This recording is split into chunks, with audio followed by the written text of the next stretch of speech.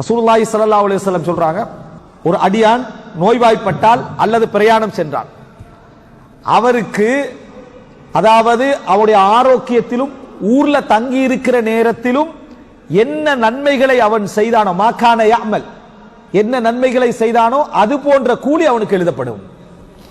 அவர் முசாஃபிர், பிரயாணத்தில் இருக்கிறாரு, 2 ரக்காத் தான் தொழுவாரு. சுருக்கி என்ன செய்வாரு? 2 ரக்காத் தான் தொழுவாரு. ஜமாத் அவருக்கு என்ன வாஜிப் அல்ல. சுன்னத்து தொழுகைகள் அவர் தொழமாட்டார். வித்திரு இரவு தொழுகைகள் தான் என்ன செய்வாரு? அவர் தொழுவார். இந்த மாதிரி இருக்கக்கூடிய நேரத்தில் ஃபஜ்ருடைய சுன்னத் 2 ரக்காத் என்ன செய்வார்? தொழுவார். இதுதான் பிரயாணிக்குரியது.